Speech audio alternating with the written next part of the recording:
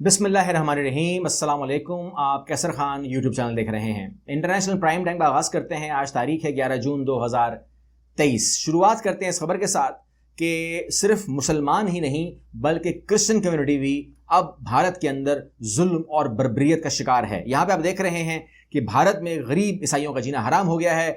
92 हलाक आज़ादी की तहरीक शुरू करने का ऐलान, यहाँ पर 92 हलाक हुए हैं, यहाँ पर 302 ज़ख्मी हैं, यहाँ पर 30,000 लोग बेघर हो चुके हैं और वहाँ की क्रिश्चियन कम्युनिटी के ऊपर हर किस्म का जुल्म और जबर का बाजार गर्म कर रखा है।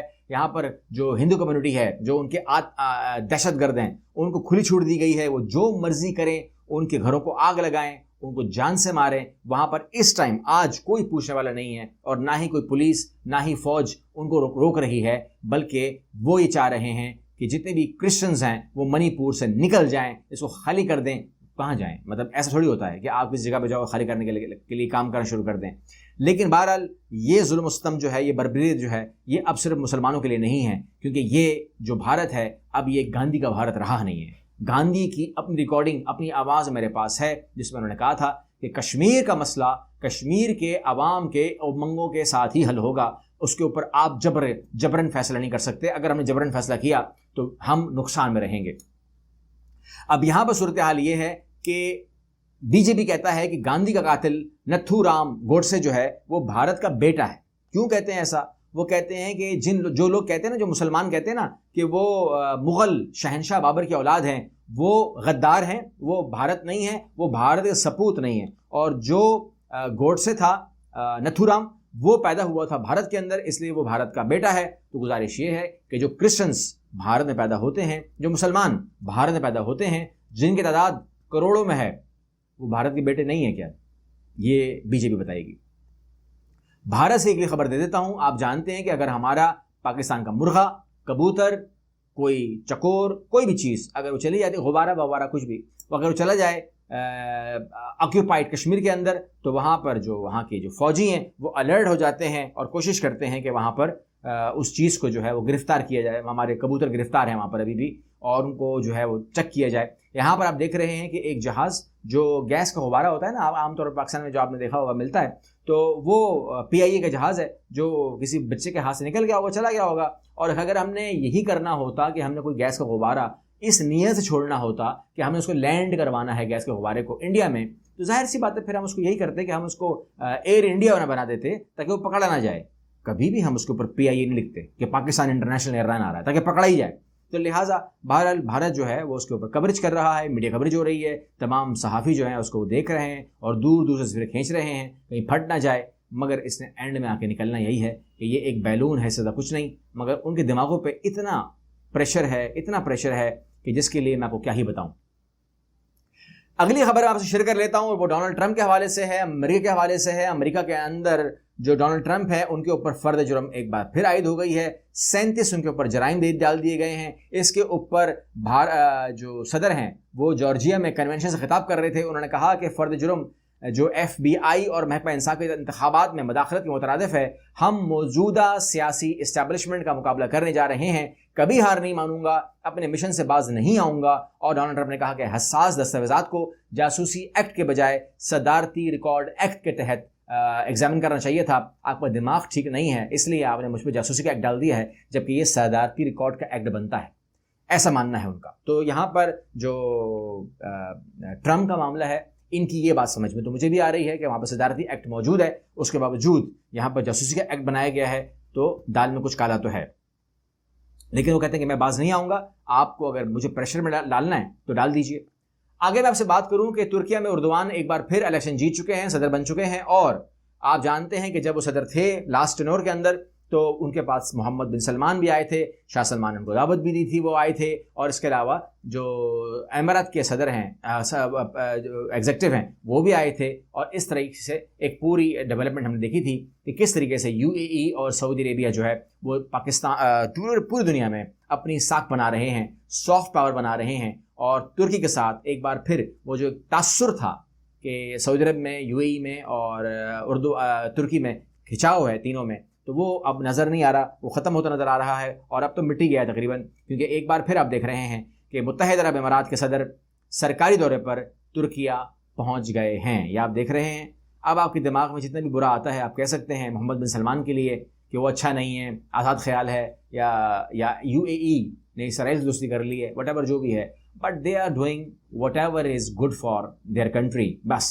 इनका ये ख्याल है, और उसके अंदर आपका जो भी अपना ख्याल हो वो आप पाकिस्तान में इम्प्लीमेंट कर सकते हैं। They are not care about it. Okay, आगे चलते हैं। और आप जानते हैं कि ट्रूडो इस टाइम मिले हैं ज़ेलेंस्की के साथ, और उनको बताया गया है कि रूस को दंदान शिकन हमलों से जवाब दे रहे हैं, ऐसा ज़ेलेंस्की का मानना है। लेकिन उन्होंने बताया नहीं है कि उन्होंने क्या किया है ऐसा कि जिसमें दांत टूट रहे हैं।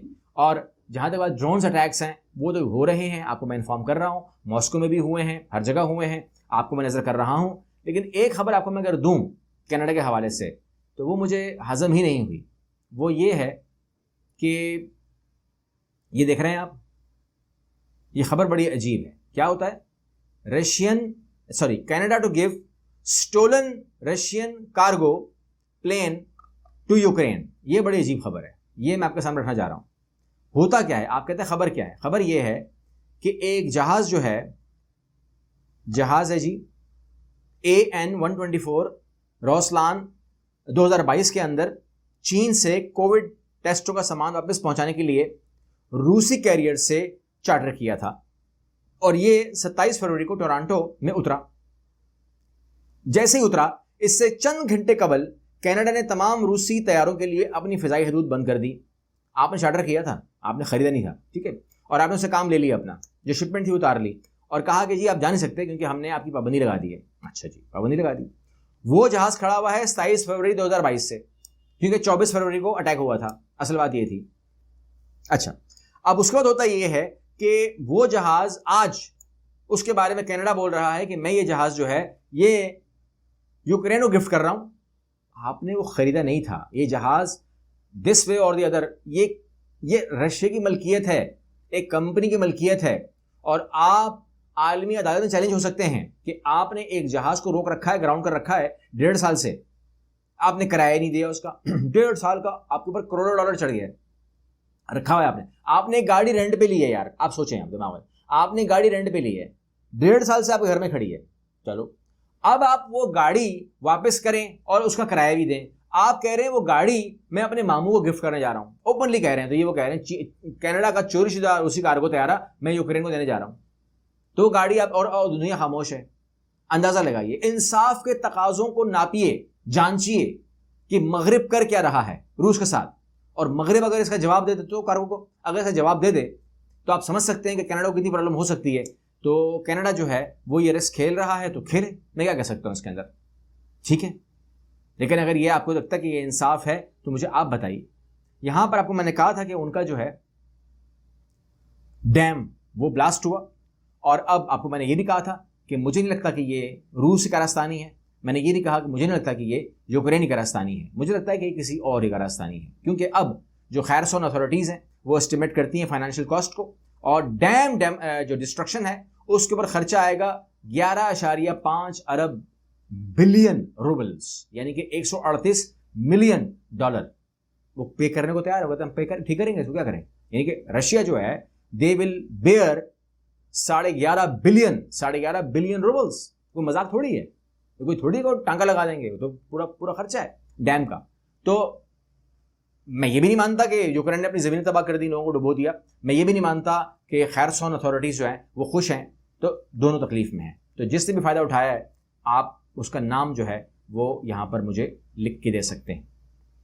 आखिरी खबर दे दूँ, और ये है कि बहुत ही स्ट्रेस सूरत हाल है बिटवीन चाइना एंड ताइवान के, और यहाँ पर आप देख रहे हैं Taiwan scrambles air force as Chinese war planes cross median line. Median line क्या होती है? मेडियन लाइन वो होती है कि जो समंदर के दरमियान में उन्होंने अजम्पशन लगा दी है कि जी इस लाइन के बाद ताइवान है और इस लाइन से पहले चाइना है, तो ये है मेरी इंटरनेशनल बाउंड्री। अगर आप वो मीडियन लाइन क्रॉस करते हैं तो you are in Taiwan and you are not allowed in Taiwan, ठीक है। अब चाइना बोल रहा है हम तो दो जिस्म एक जान है, तुम तो मेरा हिस्सा हो, हमारे दरमियान ये मीडियन लाइन कहाँ से आ गई भाई? ये तो ममालिक में होता है मीडियन लाइन। क्या आपने ये पार कर दी तो पाकिस्तान के लिए भारत आ गया या कोई और कंट्री हो इंटरनेशनल माने के बाद? تو آپ کا کہاں سے بیچ میں آ گیا؟ اس میں کیا ہوا کہ انہوں نے اپنی ایئر فورس ڈال دی اور یہ 10 جہازوں نے باقاعدہ میڈی لائن کراس کی تھی. وہ کہتے ہیں بالکل ہم نے کراس آئندہ بھی جائیں گے, ہم تو تائیوان میں اتار بھی دیں گے جہاز کو, ویسا ایسا تھوڑی ہے کہ ہم چھوڑ دیں گے اس کو.